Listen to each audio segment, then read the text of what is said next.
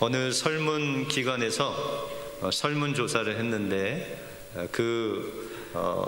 미국 사람이 다니는 길거리에 나가서 이제 수백 명을 향해서 질문을 했다고 합니다. 그 질문의 내용은 당신은 지금 죽으면 천국에 갈 수 있습니까? 라는 그런 질문이었습니다.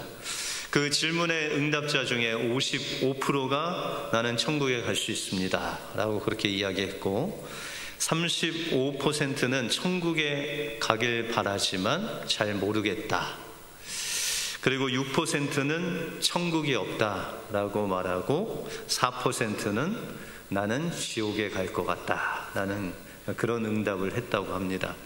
그래서 다시 이제 설문조사를 했는데 그 55% 천국에 갈 수 있다라는 사람을 대상으로 다시 설문조사를 했습니다. 그래서 그들에게 질문하기를, 당신은 어떻게 천국에 갈 수 있습니까? 라고 그렇게 다시 물었다고 합니다. 그랬더니 60% 1위가 나왔는데, 그 대답은 나는 기본적으로 착하기 때문에 천국에 갈 수 있습니다. 웃으시는 분들은 다 착하신 분들이 좋아하시네요. 그리고 다음에는 15%가 나는 나의 삶에 최선을 다하기 때문에 천국에 갈 수 있다. 세 번째는 하나님을 믿으니까 갈 수 있다. 10%, 8%는 나는 교회 다니니까 천국 갈 수 있다. 또 그 다음으로는 나는 십계명을 지켜서 천국 갈 수 있다.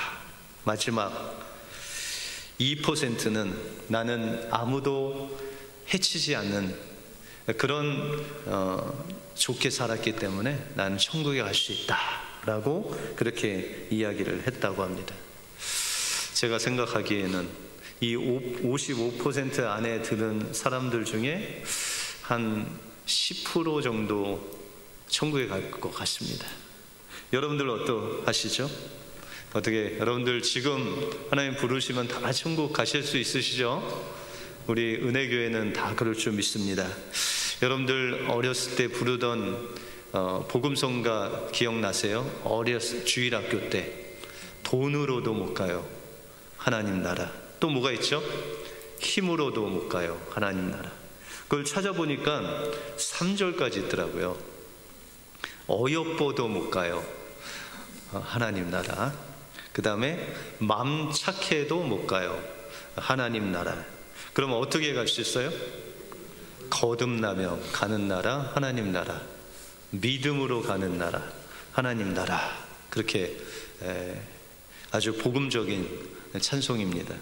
여러분들, 하나님 나라는 오직 하나님을 믿음으로, 그 믿음은 우리에게 속한 것이 아니라 하나님이 해놓으신 것을 우리가 인격적으로 받아들일 때 우리는 천국 갈 수 있는 줄 믿습니다.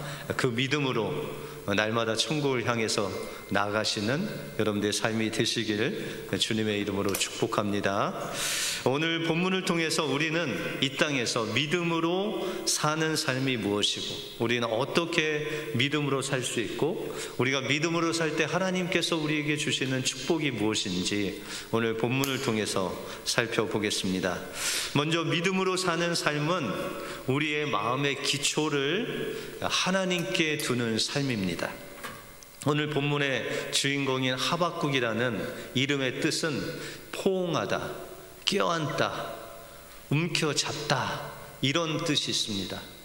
그래서 이 하박국 선지자는 당시에 그 사회가 상당히 불안했습니다. 그래서 강자가 약자를 괴롭히고, 하나님의 율법대로 살지 않고, 정의가 흐르지 않고, 하여튼 우리가 사는 시대하고 비슷한 그런 시대에 살았습니다. 그런데 하박국이라는 그 이름과 같이 이 하박국 선지자는 그런 시대의 어려움, 시대의 정말 불공평한 것들을 가지고 그것을 끌어안고 하나님께 나가서 기도했다라는 것이죠. 여러분들, 우리가 이 시대에 좀 불의한 것들, 이건 정말 불공평하다라는 것을 보면 여러분들 어떻게 그것을 표현하세요? 한국에 보니까 데모도 하고, 촛불 집회도 하고. 그런데 어떤 분들은 이런 세상에 그냥 만사가 다 귀찮아서 그냥 한 곳에 집중하죠. 어떤 분은 그냥 이런 세상의 슬픔, 세상의 이런 불공평한 것들을 잊기 위해서 술로 이런 어려움을 극복하기 위해서 그냥 술에 빠져서 사시는 분도 있고, 어떤 분들은 그냥 드라마만 계속 그냥 시종일관 보시는 분도 있고, 어떤 분은 그냥 아이 쇼핑으로 일관되게 쇼핑을 나가시는 분도 있고. 그런데 우리의 마음이 세상 어디에도 둘 곳이 없다는 것이 우리의 현실이다라는 것이죠. 근데 이 하박국 선지자도 그 시대를 보면 그의 마음 둘 곳이 없었는데, 그의 마음을 그 세상에, 둘 곳 없는 세상에 두지 않고 온전히 하나님께 두었다라는 것이죠. 그래서 그는 이 모든 그런 불공평한 것, 정말 불의한 거를 끌어안고 그의 이름과 같이 하나님께 기도함으로 나갔다라는 것입니다.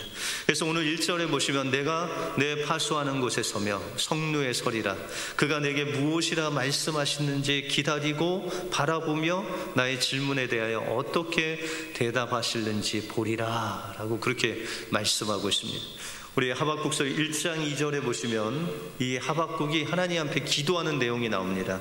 여호와여, 내가 부르짖어도 주께서 듣지 아니하시니 어느 때까지이리까? 내가 강포로 말미암아 외쳐도 주께서 구원치 아니하시나이다. 어찌하여 내게 죄악을 보게 하시며 패역을 눈으로 보게 하시나이까? 라고 하면서 이 하박국이 그 시대의 아픔을 가지고, 하나님, 이 코로나 언제까지입니까? 이 코로나로 인해서 경제가 이렇게 어려운데 어느 때까지입니까? 라고 하면서 시대의 아픔을 끌어안고 하나님 앞에 나가서 부르짖었다는 것. 그런데 부르짖는 그곳에 멈추지 아니하고 오늘 1절에 보시면 그 기도한 것에 대해서 하나님께서 어떻게 응답하실지 기대하고 기다리며 하나님 앞에 나갔다라고 그렇게 말씀하고 있습니다. 여러분들, 하박국 선지자는 그의 마음을 세상에 두지 않았어요. 그렇다고 해서 그는 무조건 믿는 사람들은 무조건 고난을 참아야 된다 이렇게 하지 않았어요. 어떤 어려움이 올 때 믿는 사람들은 그냥 믿음으로 이겨나가야지 라고도 하지 않았다라는 것이죠. 여러분들, 고난이 오면 믿음으로 견뎌야 되죠. 그런데 하박국 선지자가 하나님 앞에 외치는 거예요. 하나님, 이 시대 또 이 나라가 하나님의 선민인데 어떻게 이렇게 죄악이 제 눈에 이렇게 보입니까? 어떻게 이렇게 불공정하고 불의한 것들이 이렇게 보입니까? 하나님, 저 사람들이 하나님의 사람이라고 믿는 사람이라고 하면서도 저렇게 약자를 괴롭히는 것을 보시고 그냥 왜 놔두십니까? 어떻게 보면 불평하는 것 같죠. 그런데 그렇지 않습니다. 여러분들 속에 그런 마음이 있을 때 그 모든 마음을 하나님 앞에 가지고 나와야 된다. 그 하나님 앞에 다 쏟아 부어야 된다는 거죠.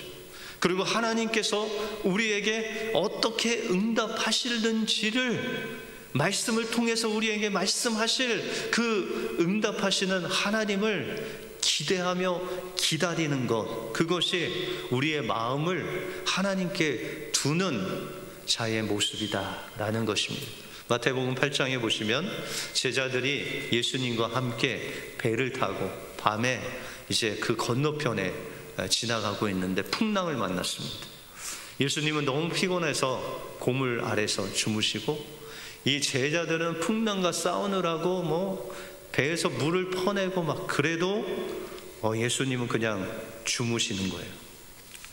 여러분들, 우리의 삶 속에 사업하시는 분들은 이 불경기 때문에 이런 어려움을 당하기도 하고, 또 오랜 이민 생활을 하면 고향이 생각날 때가 있잖아요. 향수병이 오기도 하고, 우리 젊은 사람들은 미래가 불확실하기 때문에 두려움이 오기도 할 수 있다라는 것이죠. 그래서 심리학자들은 우리 마음속에 두려움이 600가지 이상의 두려움이 몰려올 수 있다. 그런데 이 두려움을 이길 수 있는 것은 그 마음에 달려있다라고 그렇게 이야기합니다. 우리의 마음을 어디에 두느냐에 따라서 그 두려움을 극복할 수도 있고 그 두려움에 완전히 잠식돼서 두려워하며 살 수 있다라고 그렇게 이야기를 합니다. 다시 말해서 우리의 마음을 어디에 두느냐에 따라서 그 두려움과 어려움을 이길 수 있느냐 아니면 이기지 못하느냐가 결정된다라는 것입니다. 그런데 하박국은 그 마음을 세상에 두지 않았어요. 그 어려움에 두지 않았어요. 오직 그 어려움을 하나님께 끌고 가서 하나님의 응답을 기다렸다라는 것이죠.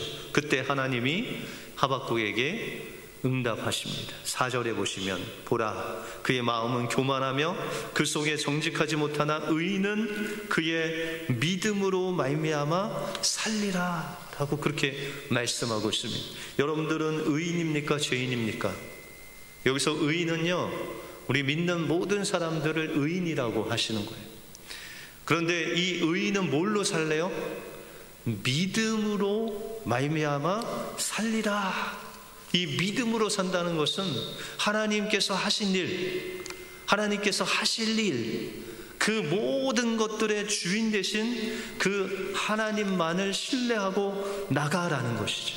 여러분들 삶 속에 어려움이 오고 두려움이 오고 여러분들 생각과 여러분들이 마음 가진 것보다 뭔가가 안 될 때 여러분들의 마음을 그곳에 두지 말라는, 오직 그 모든 것들을 주관하시고 여러분들의 인생을 책임져 주시는 그분 앞에 그 모든 것들을 기도로 쏟아내시고 또한 말씀으로 응답하실 하박국에게 의인은 믿음으로 말미암아 살리라라는 응답을 주신 것 같이 여러분들도 하나님 앞에 토로하고 기도하고 나갈 때 하나님께서 여러분들 마음속에 말씀으로 응답해 주실 줄 믿습니다.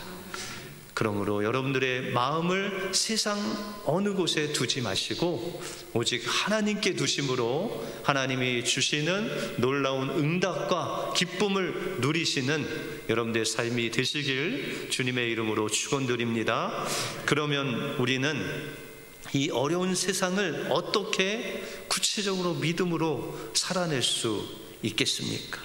다음으로 믿음으로 사는 삶은 하나님의 사랑의 눈을 가지고 사는 삶이다 라고 말씀하고 있습니다. 여러분들, 우리가 믿음으로 산다고 하면서 우리의 삶은 정작 믿음으로 살지 않을 때가 많습니다. 만약에 여러분들이 믿음으로 지금 살고 있다면 그 증거는 바로 여러분의 삶이 변화하고 있다는 거예요. 왜요? 믿음은 하나님께 속한 것이라 이 믿음으로 살면 하나님께서 지금 여러분들을 통해서 역사하시는 거예요. 그러면 그 역사가 여러분의 삶을 변화시켜 주시는 거죠. 제가 한 1년 동안 LA에 있는 목사님과 제자 훈련을 했습니다. 저는 그냥 따르미로 이렇게 따르고 그분이 저를 이끌어 주셨는데 1년 동안 했습니다. 원래는 한 3, 4개월 과정인데 1년 동안 그것을 이제 했는데 언젠가 그 목사님과 함께 이렇게 삶을 나누는데 간증을 하시더라고요. 그래서 어떤 간증이냐면 그 목사님이 이제 결혼을 좀 늦게 하셨어요. 그래서 지금 애들이 한 초등학교인데 그 사모님은 결혼할 당시에 한국에서 온 지 얼마 안 돼서 이 목사님은 미국에서 좀 오래 사시고 이제 사모님은 한국에서 오신 지 얼마 안 됐어요. 그런데 이 사모님이 영어가 좀 안 되고 또 미국 생활이 얼마 되지 않기 때문에 어딜 가든지 목사님과 함께 가자고 하시는 거예요. 뭐 라이센스를 따려고 해도 목사님과 같이 가시고 은행을 가셔도 함께 가시고 뭐 마트를 가도 목사님이 없으면 되는 게 하나도 없는 거예요. 한 1, 2년 동안은 결혼한 지 1, 2년 동안은 아주 기쁜 마음으로 이 사모님과 동행하셨대요. 근데 결혼한 지 한 10년이 지나고 나니까 늘 이 아내가 어디 가자고 이 말만 꺼내면 그냥 이 안에서 마음속에서 이렇게 뭔가 짜증이 확 드러난대. 아니 10년이나 됐는데 그냥 혼자 가면 되지, 왜 나를 끌어들여? 나 할 일도 많은데. 그래서 그냥 이 아내가 뭐라고 하고 뭘 가자고 하면 그냥 짜증부터 밀려 올라왔대요. 그러나 뭐 그걸 표현할 수 없으니까 하여튼 억지로 그 사모님과 늘 이제 하게 됐죠. 뭐 가게도 가고 마트도 가고 뭐 어디 그랬어요. 그런데 하루는 이 하나님의 제자 훈련을 하는데 서로 복종하다, 서로 섬기는 삶에 대해서 이제 공부를 하셨어요, 일주일간. 그런데 그 섬김의 삶의 기본은요, 사랑이거든요. 사랑하지 않으면 섬길 수 없고 피차 복종할 수가 없어요. 근데 이 목사님이 이제 아내가 또 여보 부르는데 또 짜증이 확 올라오는 거죠. 왜 부르나 오늘 또. 그랬더니 무슨 정비소에 가서 차를 찾아와야 되는데 당신하고 같이 가고 싶다는 거예요. 그런데 갑자기 마음속에 어떤 마음이 드냐면, 내가 가장 가까운 이 아내를 사랑하지 않나? 아니 하나님이 섬기라고 했는데 왜 이 짜증이 나올까? 라고 하면서 그 이유에 대해서 하나님께 묻기 시작했대요. 그랬는데 그 마음속에 자기의 교만된 마음이 막 엄청나게 강한 것을 보게 됐어요. 그리고 그 교만함 때문에 자신의 아내를 지금까지 무시하고 짜증내고 막 못마땅해 하고 이런 마음으로 지금까지 산 자기의 그런 행동들이 결혼하고 한 2년 이후부터 쭉 몇 년 동안 시간이 이 아내에게 잘못한 것들이 필름처럼 쫙 지나가면서 이 목사님이 통곡하고 울었대요. 하나님, 제가 아내조차 사랑하지 못하고 이 아내조차에게도 이렇게 짜증내면서 살았는데 하나님, 제가 어떻게 목회를 할 수 있겠습니까? 하면서 그냥 통곡을 하고 하나님 앞에 기도를 했대요. 그러고 나니까요, 아내가 달라 보이더래요. 그래서 아내가 여보 하면 전에는 그냥 경기가 일어났는데 지금은 내가 아내를 위해서 뭐 해줄까?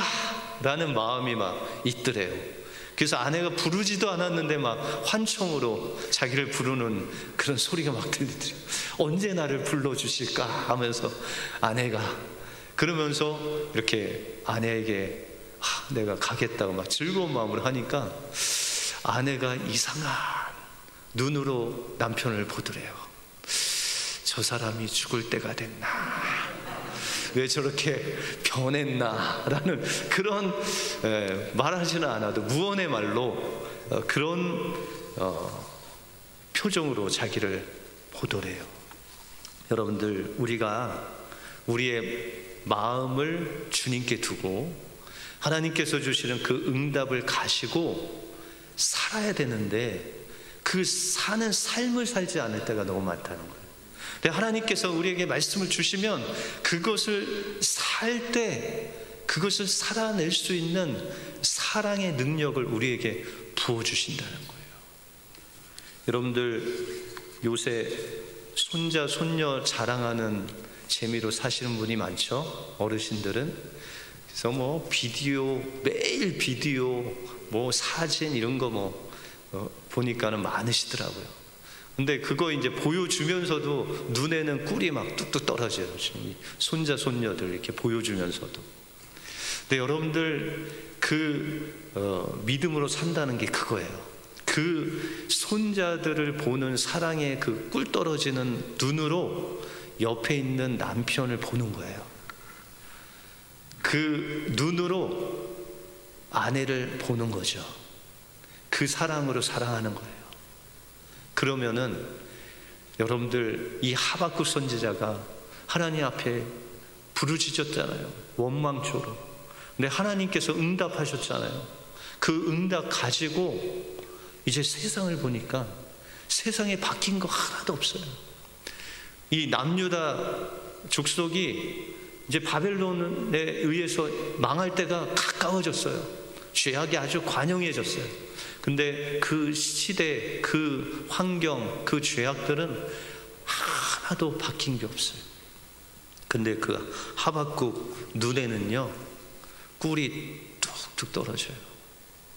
그래서 하박국서 3장에 보면 여러분들이 잘 아시는, 비록 무화과 나무에 그 잎사귀가 무성치 않고 포도 열매가 없고 감람나무에 소출이 없으며 밭에 먹을 것이 없을지라도 나는 여호와로 말미암아 즐거워하며 나의 구원의 하나님으로 인해서 기뻐하리라.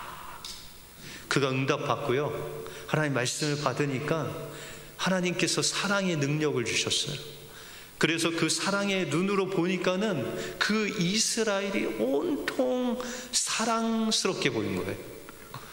여러분들, 하나님께서 우리에게, 여러분들 하나님께 마음을 두고 하나님께 응답받고 그 말씀으로 세상을 바라보면 하나님의 마음으로 세상을 보게 돼요. 그렇게 코로나로 인해서 경제도 어렵고 어려움밖에 없는 것 같이 보이는 그 세상이 주님의 사랑으로 온통 하나님께서 보시기에, 스바냐 3장 16절 보시면 여러분들 보면서 하나님께서 뭐라고 하시는지 아세요?